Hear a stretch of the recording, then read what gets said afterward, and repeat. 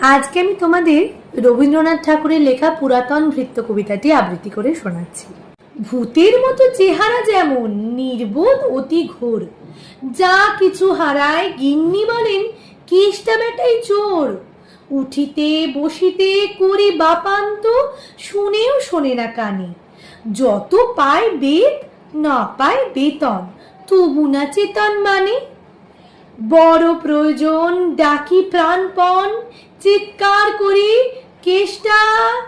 যত করি তারা নাহি পাই সারা, খুঁজে ফিরি সারা দেশটা। তিনখানা দিলে একখানা রাখি, বাকি কোথা নাহি জানি। একখানা দিলে নিমেষ ফেলিতে তিনখানা করে আনি। যেখানে সেখানে দিবসে দুপুরে নিদ্রাটি আছে সাধা। মহা কলরবে গালি দেই যবে, পাজি হতভাগা গাধা। দরজার পাশে দাঁড়িয়ে সে হাসে, দেখে জ্বলে যায় পিত্ত।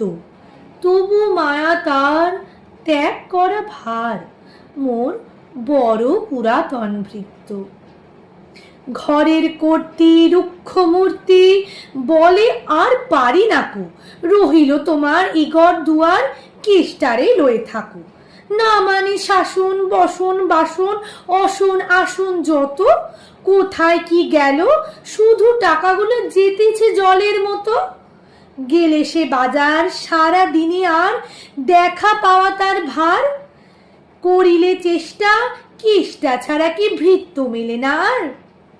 শুনে মহা রেগে ছুটে যাই বেগে, আনি তার টিকি ধরে। বলি তারে পাজি বেরো তুই আজি, দূর করে দিনু তোরে।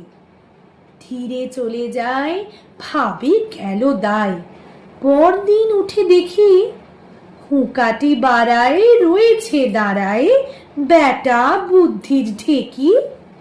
প্রসন্ন মুখ, নাহি কোনো দুঃখ, অতি অকাতর চিত্ত।